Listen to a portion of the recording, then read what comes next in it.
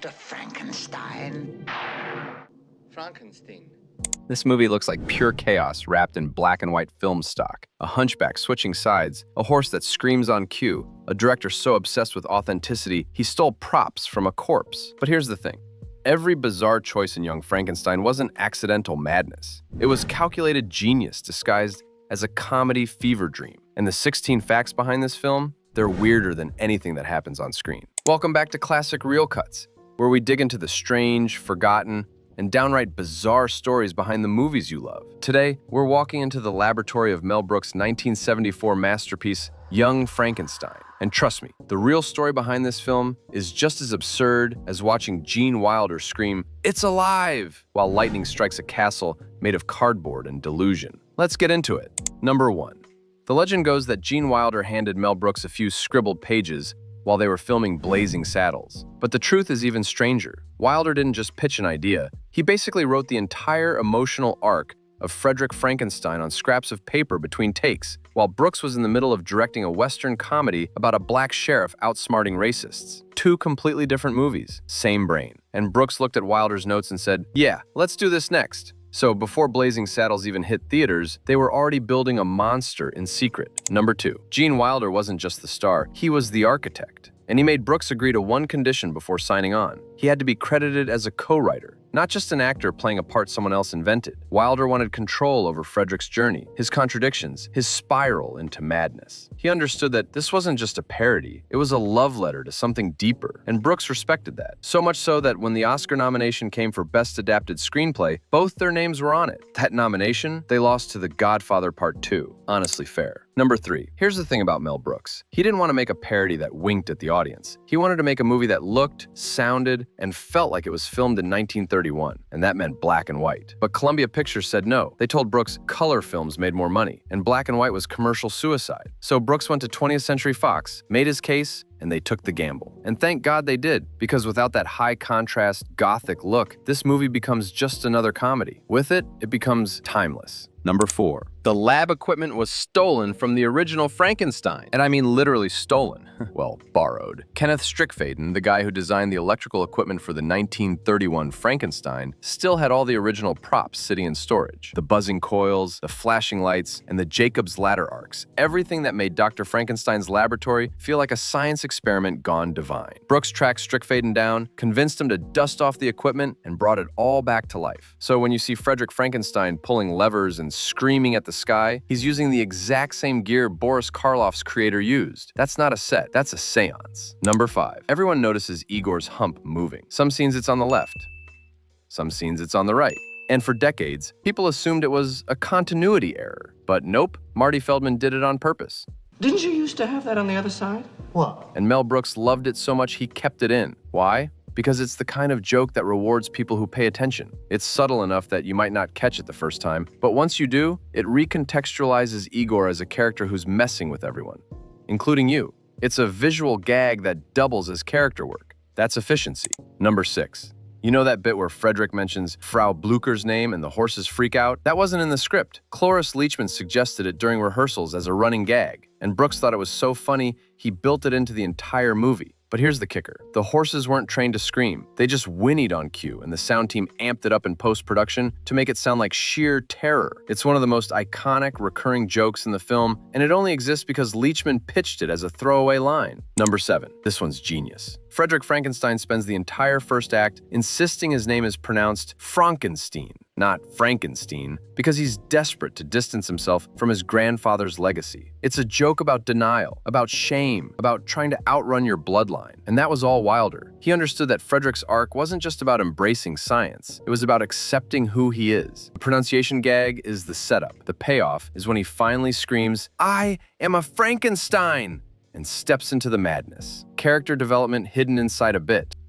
Number 8. Peter Boyle, who plays the monster, wasn't sure he wanted to do it. He'd just come off serious dramatic roles, and he was worried a comedy would tank his career. But Mel Brooks sat him down and explained that this wasn't a joke at the monster's expense, it was a tribute. The monster in this film gets dignity, heartbreak, and one of the best musical numbers ever put on screen. Boyle said yes. And then he learned to tap dance. Number 9. That scene where the monster and Frederick perform Puttin' on the Ritz in front of a live audience? It's structured chaos. The choreography was loose, Peter Boyle kept stumbling on purpose, and Gene Wilder's panicked reactions were genuine because he didn't know what Boyle was going to do next. Brooks shot it with minimal rehearsal because he wanted it to feel like a disaster narrowly avoided. And it works. It's funny because it's falling apart in real time. You're watching Frederick realize his monster can't actually perform, and he's trying to salvage it with pure desperation. It's slapstick with stakes. Number 10. Gene Hackman's cameo as the blind hermit, where he accidentally scalds the monster with soup and lights his thumb on fire, was so absurd that studio executives wanted it removed. They thought it broke the tone, but Mel Brooks fought for it. He knew the scene was a direct homage to Bride of Frankenstein, and he also knew it was one of the funniest things he'd ever filmed. So he kept it in, and now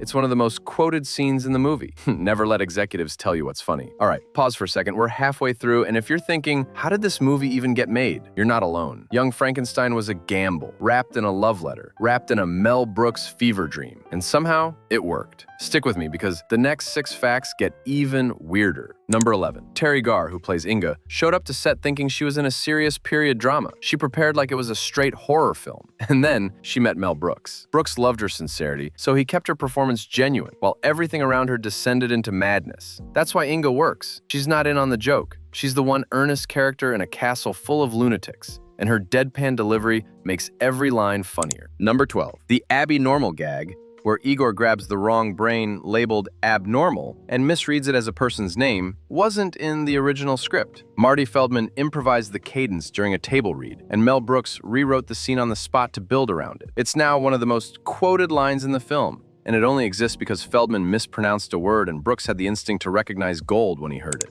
Number 13. In the old Universal monster movies, you could sometimes see zippers, seams, and makeup lines if you looked close enough. Mel Brooks didn't hide the monster's zipper. He made it visible on purpose. It's right there on Peter Boyle's neck. Why? Because Brooks wanted to honor the low-budget charm of the originals. He could have hidden it with makeup or lighting, but he left it in as a love letter to the imperfections that made those films feel human. Number 14. The exteriors of Castle Frankenstein? Those were miniatures and matte paintings, but the interiors were real sets built on a soundstage, designed to look like they were ripped straight out of a 1930s Universal backlot. And here's the weird part. Mel Brooks hired the same set designer who worked on the original Frankenstein films. So the guy who built Dracula's castle in 1931 came out of retirement to build Frederick's lab in 1974. That's not a set, that's a resurrection. Number 15. Mel Brooks couldn't figure out how to end the movie. The original draft had Frederick dying. The second draft had him staying a monster. The final version, where Frederick transfers part of his humanity to the monster and they both get a piece of each other, was written a week before they shot it. And that ending works because it's not a punchline. It's a resolution. Frederick accepts his legacy. The monster gains humanity.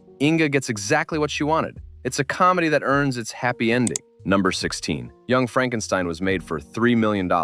It earned over $86 million worldwide. It got nominated for 2 Oscars. And 50 years later, it's still considered one of the greatest comedies ever made. But here's the thing. Nobody thought it would work. A black and white horror parody in 1974? That was supposed to be career suicide. Instead, it became a cultural reset because Mel Brooks and Gene Wilder understood something most people didn't. You can't parody something unless you love it first. So here's the truth about Young Frankenstein. It's not a parody. It's not a spoof. It's a love letter written in lightning and stitched together with cigarette burns and old film stock. Every weird decision, every strange casting choice, every piece of stolen equipment, it all served one purpose. To make you believe, just for a moment, that you were watching something made in 1931, not 1974. And it worked, because 50 years later, we're still talking about it. We're still quoting it. We're still screaming, "It's alive!" at thunderstorms and wondering why horses panic when someone says a name. That's not chaos, that's legacy. If you made it this far, thanks for watching Classic Reel Cuts. Drop a comment if you've got a favorite line from the film, or if there's another classic you want us to dissect. And hey, if you haven't seen Young Frankenstein yet, what are you waiting for? It's right there. Go watch Controlled Madness become perfect. See you in the next one.